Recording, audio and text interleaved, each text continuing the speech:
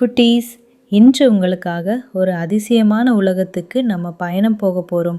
கதையின் பெயர் கடலின் அடியில் இருக்கும் ஒளி மாளிகை. வாங்க போகலாம். காலை நேரத்தில் கடற்காற்று மெதுவாக வீசிக்கொண்டிருந்தது. அப்போது சிறுவனும் அவனுடன் இருந்த அன்பான 2 நண்பர்களான சிங்கமும் குரங்கும் அமைதியான கடற்கரையில் விளையாடி கொண்டிருந்தனர். மணலின் வெப்பத்திலும் கடலின் தெளிவான நீல நிறத்திலும் அந்த நாள் ஒரு சிறப்பு சுவடுகளை தாங்கியிருந்தது.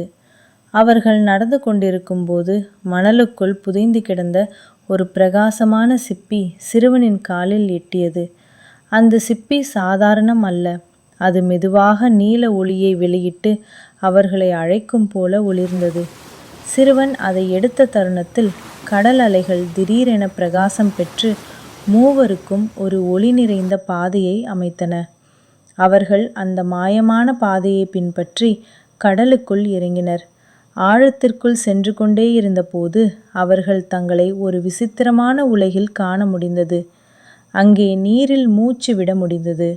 வண்ணமயமான மீன்கள் அவர்களை நோக்கி சுற்றி மகிழ்ச்சியாக நீந்தின. முத்துக்கள் அவர்கள் செல்ல வேண்டிய திசையை ஒளியால் காட்டின. இந்த உலகம் ஒரு மந்திர தாயகம் என தெரிந்தது. அந்த ஒளிப்பாதை இறுதியில் அவர்களை ஒளி மாளிகை எனப்படும் ஒரு அற்புதமான நீலக்கல் அரண்மனைக்கு கொண்டு சென்றது.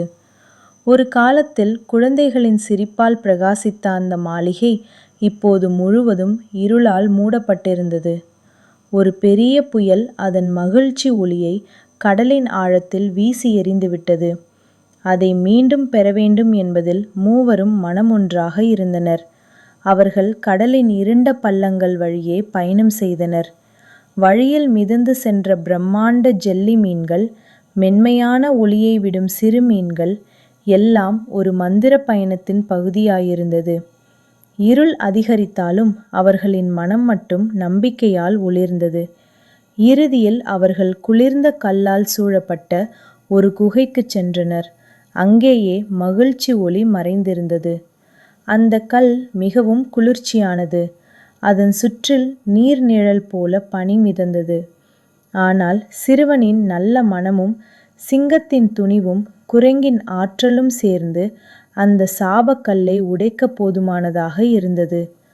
ஒளி மீண்டும் பிரகாசித்து வெளியே பாய்ந்து மாளிகையை நோக்கி திரும்பியது. அந்த ஒளி மாளிகைக்குள் நுழைந்ததும் முழு கடல் உலகமே மீண்டும் உயிர் பெற்றது. குழந்தைகள் சிரித்து விளையாடும் ஓசை மீண்டது. ஒளி மாளிகை நீல ரத்தினம் போல ஜொலித்தது. கடல் தன் பழைய மகிழ்ச்சியை மீண்டும் கண்டது. சிறுவன், சிங்கம், குரங்கு மூவரும் கடற்கரைக்கு திரும்பிய போது காலை சூரியன் அமைதியாக அவர்களை வரவேற்றது.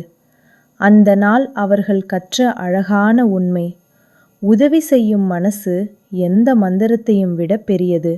மேலும் இது போன்ற வீடியோக்களை பார்ப்பதற்கு லைக் பண்ணுங்க, ஷேர் பண்ணுங்க, நம்ம சேனலை சப்ஸ்கிரைப் பண்ணுங்க.